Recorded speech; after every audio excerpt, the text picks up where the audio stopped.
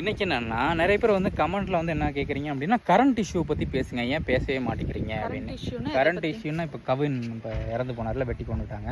அப்புறம் ரிதன்யா இறந்து போனாங்க, சூசைட் பண்ணிட்டாங்க. இந்த மாதிரி இந்த அடுத்தடுத்து கேசஸ் வந்து கேட்கும்போது ரொம்பவே அப்படியே எப்படி சொல்றது, ஒரு 2 நாளைக்கு வந்து ஏன்டா இது இப்படி நடந்தது அப்படிங்கிற மாதிரி தான் யோசனையா இருக்கும். பட் நான் வந்து முதல்ல வந்து ஒரு ஃபாரின்ல இருந்து இந்தியாவுக்கு ரைட் பண்ணிட்டு வந்த ஒருத்தங்களை வந்து ரேப் பண்ணாங்க அப்படிங்கறதெல்லாம் நம்ம பேசியிருந்தோம்.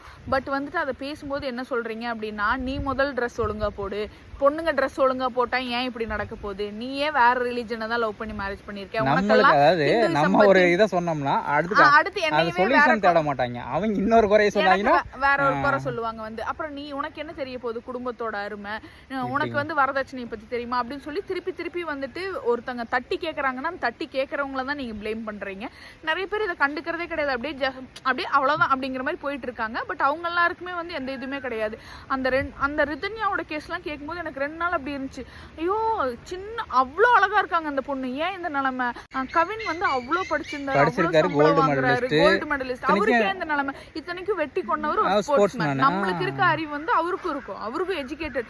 பட் ஜாதின்னு வரும்போது ஏன் இப்படி பண்றாங்க, இதெல்லாம் மாற்ற முடியுமா அப்படிங்கிறது கூட எனக்கு தெரியல. ஸோ எனக்கு என்ன ஒரு பயம்னா, இன்ஸ்டாகிராம்குள்ள வரீங்க, எங்களோட வீடியோ பாக்குறீங்க, ஒரு நிமிஷம் சிரிக்கிறீங்க, அதுக்காக தான் நாங்கள் வீடியோ போடுறோம். அந்த வீடியோவை போடும்போது எங்களையும் தாக்குறாங்க, என்னையும் எடுத்து ட்ரோல் பண்றாங்க. சோ இந்த மாதிரிலாம் வரும்போது நம்ம பேசினாலும் எதுவும் மாற போறது இன்னும் தான் அஃபென்ஸ் அதிகமாக போகுது. அப்படிங்கும்போது அதிகமாகுமான்னு தெரியாது, ஆனா மாறுமான்னு விட தெரியாது இல்ல, இதை பத்தி பேசினாலும். அதனாலயே நாங்க பேசுறது இல்ல. சோ இதை பத்தி நீங்க என்ன நினைக்கிறீங்க அப்படின்னு சொல்லுங்க. பட் வந்துட்டு உண்மையாலுமே அந்த நியூஸ் எல்லாம் கேட்கும்போது பெண் குழந்தை பெற்றவங்களுக்கு எல்லாம் எப்படி இருக்கும், ஒரு பொண்ணு கூட சுதந்திரமா ரோட்ல போக முடியல அப்படிங்கிற மாதிரி நிறைய கேசஸ் பொண்ணுங்களுக்கு அடுத்தடுத்து கேட்டே தான் இருக்கும்.